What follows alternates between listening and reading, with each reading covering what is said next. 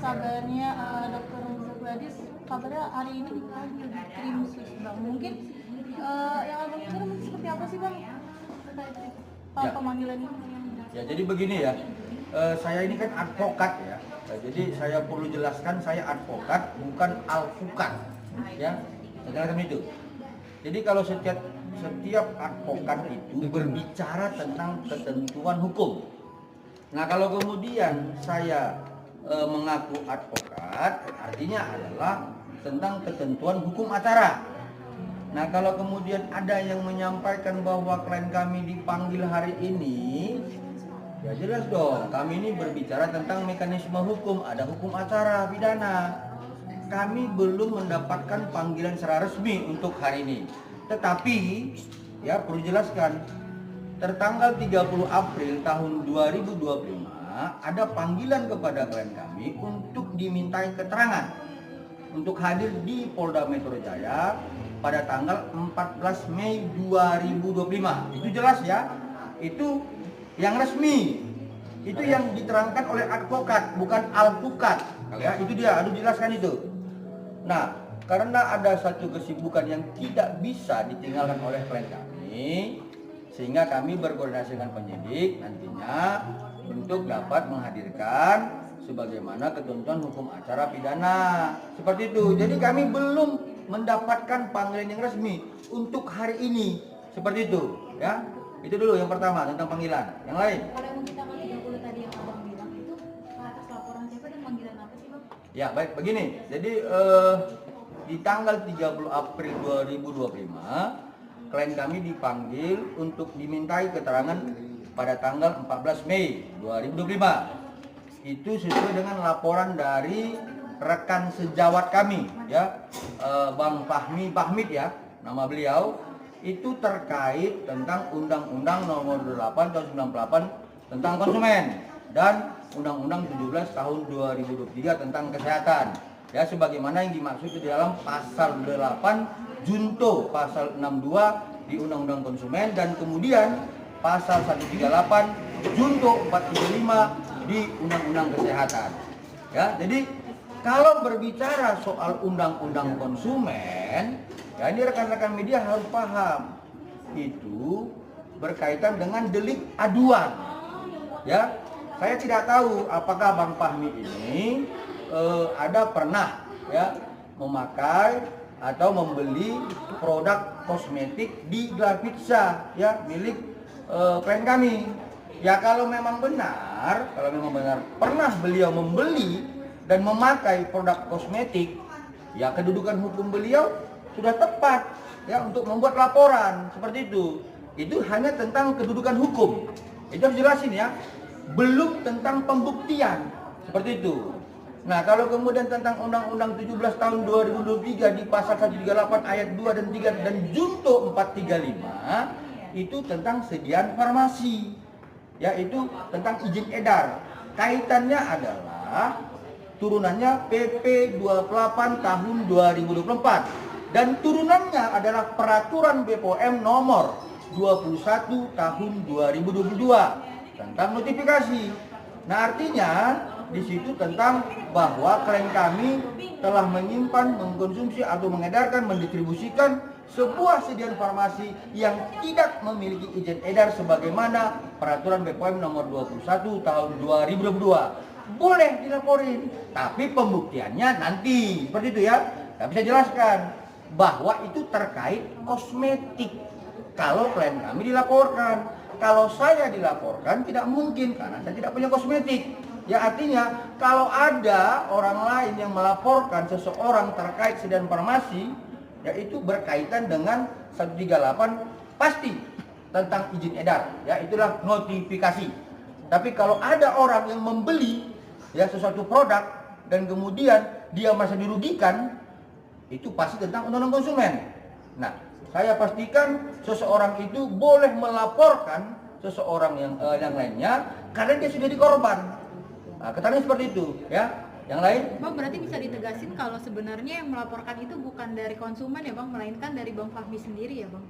Sesuai dengan panggilan yang kami peroleh ya, sebagaimana di tanggal 30 April 2025 dan itu dihadirkan klien kami untuk diminta keterangan 14 Mei 2025, itu pelapor adalah Bang Fahmi Bahmid, ya. Ya, jadi kalau menurut kami ya, kita bicara hukum ya, karena saya advokat gitu, bukan alpukat ya. Saya jelaskan, kalau ada yang melaporkan seseorang terkait undang-undang konsumen, berarti orang itu telah memakai, mengkonsumsi, pernah membeli. Ya kita akan pertanggungjawabkan itu gitu loh. Kalau memang benar seperti itu ya. Seperti itu. Bang, apa ini berarti secara tidak langsung memang sengaja untuk menyerang Dr. Reza Gladys kan atau seperti apa, Bang? Seseorang itu berhak untuk melaporkannya, tapi kalau misalnya ada yang melakukan penyerangan secara negatif dan menyudutkan klien kami agar klien kami hancur, kita buktikan secara hukum. Ya jadi begini, saya kan sering mengatakan kalau advokat itu harus berbicara fakta hukum, peristiwa hukum. Jadi kalau kemudian rekan-rekan media sekarang bertanya apakah dengan sengaja menyerang, nanti kita buktikan seperti itu, ya. Mulai? Abang sendiri baru mengetahuinya kapan nih, Bang, kalau memang Bang Fahmi ternyata dia yang melaporkan Dr. Reza sendiri?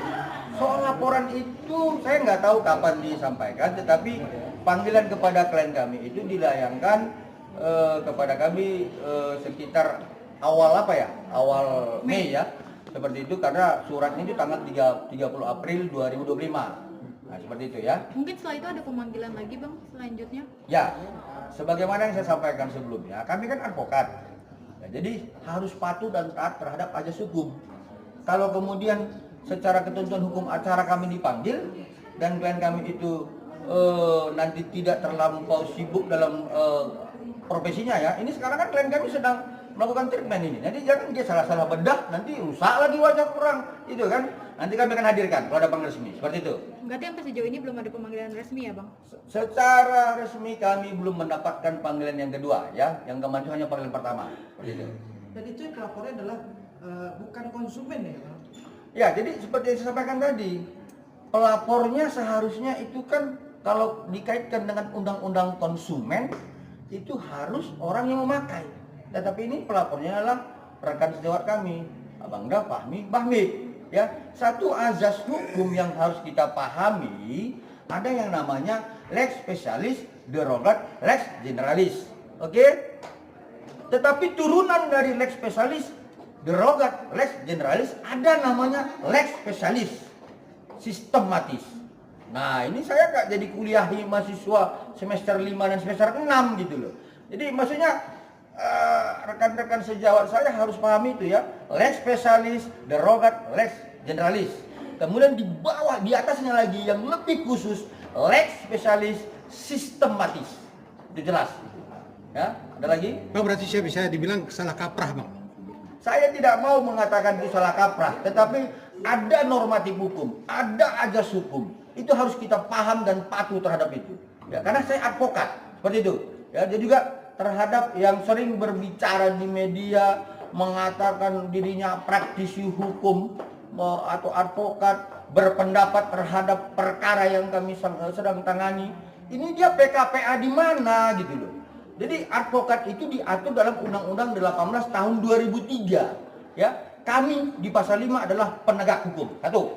Yang kedua, di pasal 6 huruf B dijelaskan tidak boleh berkomentar yang tidak patut dan tidak wajar terhadap rekan sejawat.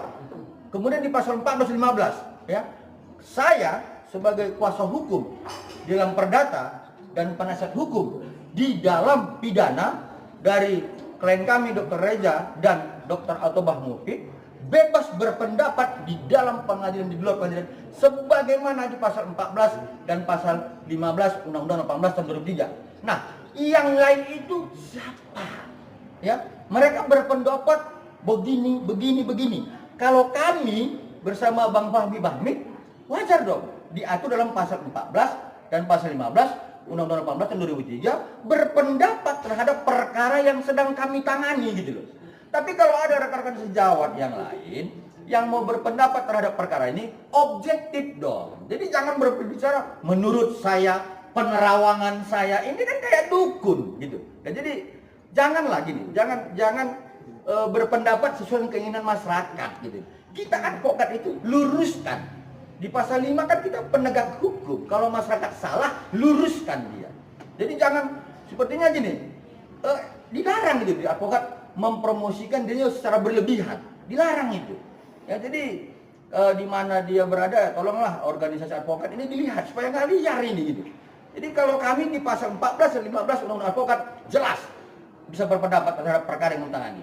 Kalau ada yang berpendapat yang lain silahkan, tapi objektif, ya jangan mengiring. Sepertinya kalau netizen mau ke sana dia mengikut. Ini kan kayak seperti ngikuti kemenangan gitu loh. Jadi jangan ini menciptakan pro kontra di masyarakat, janganlah. Ya, ini klien kami juga sudah jadi korban. Kasihan klien kami. Ya, seperti itu. Bang, kondisi dari Dokter Reza sendiri saat mengetahui beliau ternyata dilaporkan oleh Bang Fahmi sendiri gimana Bang? Ada omongan nggak Pak Bang? Kekhawatirannya beliau gitu. Nah, jadi begini. Karena itu dilihat, ini klien kami ini kan begini. Selain dia berprofesi dokter, dia kan sering juga baca undang-undang gitu. Sering baca hukum acara ya. Jadi dia lihat bahwa yang namanya delik aduan begini, yang namanya delik umum seperti ini, dan dia lihat undang-undang kesehatan. Emangnya aku Bang pernah nggak mendistribusikan satu sedan farmasi yang tidak berdasarkan izin edar notifikasi dari Badan POM? Ya, coba lihat. Kami periksa dokumennya, ya ternyata tidak ada. Tapi ketepatan ya di samping saya ini legal corporate ya yang menangani tersangka khusus itu. Tolong Mas Dede dijelasin, ada nggak kita mendistribusikan satu produk yang tidak memiliki izin edar seperti itu? Saya jelaskan sama sekali tidak ada. Semua produk yang kita edarkan atas izin BPOM. Oke, jelas ya? Oke. Ya, selain beliau, saya juga periksa dokumennya gitu loh. Jadi kalau misalkan ada tadi rekan-rekan media mencari kesalahan dan sebagainya, nanti kita buktikan. Ya, lama-lama saya sudah gemas juga gitu loh. Ini klien saya sudah baik-baik, ya ini jadi korban, terus dicari-cari kesalahan. Ini saya juga kadang-kadang nggak terima juga. Ya, kami akan tetap mempertahankan kedudukan hukum klien kami. Itu intinya. Bang, Saya orang Medan. Oke Bang, berarti ada kedugaan penghinaan publik, Bang. Sudah pasti saya melihat seperti itu, ya. Jadi saya katakan, kalau saya sebagai kuasa hukum dan penasihat hukum dari Dr. Reza Gladys dan Dr. Atubah Mufid bebas berpendapat, ya, terhadap perkara yang kami tangani sebagaimana pasal 14 dan 15 Undang-Undang Advokat. Begitu cara beliau, ya, Bang Fahmi Bahmid, karena dia sedang menangani perkara yang sedang kami hadapi bersama. Tapi yang lain ini kan menggiring opini gitu loh. Nah, jadi menciptakan sebuah pendapat yang tidak objektif berdasarkan penerawangan saya, berdasarkan pendapat saya. Emangnya dia PKPA di mana gitu loh. Aneh. Ya. Jadi kalau membuat legal opinion itu jelas dasar-dasar hukumnya gitu. Ya, itu harus jelas saya sampaikan seperti ini, ya. Ada lagi? Bang, kapan sih Bang? ini pada akhirnya udah habis akal secara. Nah itu dia, kan saya bilang saya anak Medan. Kalau anak Medan ini kan banyak cara, banyak strategi. Karena kami itu belajarnya itu bukan belajar lobby, kami belajar jelas gitu ya. Jadi mulai normatif hukum, mulai ajas hukum. Ya satu lagi ya tentang nulum delictum nulla penasana perpia dan lega penalip, pahami kalian itu. Kalau nggak paham itu selesai. Jangankan memahami, menyebutkannya mungkin nggak bisa itu. Ya jadi ada ajas hukum. Ketika benturan-benturan normatif hukum terjadi di bawah, maka pakai ajas hukum. Seperti itu. Bang, kapan sih akhirnya nantinya Dokter Reza sendiri akan speak up Bang perihal kasus ini? Sampai dengan Dokter Reza itu tidak disudutkan, dicari kesalahannya. Ya, kalau berbicara normatif, berbicara fakta, saya jamin dokter yang berbicara. Seperti itu. Bang, terkait uang prestasi sendiri mungkin sejauh ini seperti apa ya? Nah itu dia. Sidangnya Bang. Saya lucu gini. Wan prestasi itu ya rekan media itu diatur di dalam 1243 KUH Perdata, 1234 KUH Perdata, ya. Kemudian 1320 KUH Perdata. Itu jelas, ya. Pertama, harus ada perjanjian yang sah secara hukum. Yang mana itu diatur dalam 1320 KUH Perdata. Lanjutannya adalah adanya yang lalai dan tidak melaksanakan terhadap prestasi terkait perjanjian itu. Contoh, saya ini dengan Mas Dede, ya. Beliau ini pinjam uang saya. Posisi saya ini adalah sebagai kreditur, beliau adalah debitur. Nah, terjadilah perjanjian sepakat dan sukarela. Kemudian beliau tidak bayar. Lalu kemudian saya anggap dia lalai. Ketiga, saya somasi. Keempat, dia tidak indahkan somasinya. Lalu terjadilah wan prestasi. Kalau tahapan ini tidak ada, wan prestasinya di mana gitu loh.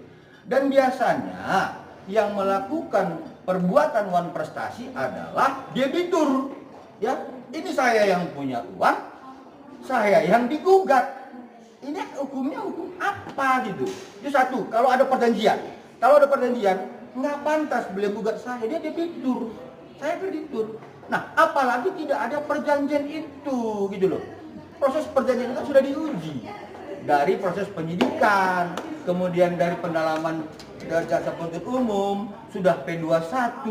Nah, ini mau dipersidangkan. Ya, jadi mana perjanjiannya? Nah, kalau kemudian dimasukkan ke dalam ketentuan, ya saya dengar tuh Bang Fahmi berbicara tentang pasal 81 KUH pidana, ya itu ada, tetapi itu bukan kewajiban, itu adalah kewenangan sebagaimana diatur dalam Undang-Undang 48 tahun 2009 kehakiman ya. Jadi ya tolonglah, kalau saya ini kan nanti kalian bilang ini advokat pasal atau apa. Memang advokat pasal-pasal gitu ya. Jadi advokat nggak boleh ngerocot bacot tanpa pasal seperti itu. Bang, Ya. Tapi nanti kemungkinan dokter sendiri akan hadir nggak sih jika dari persidangan dari pengadilan sendiri meminta untuk dokter hadir? Ya, jadi begini.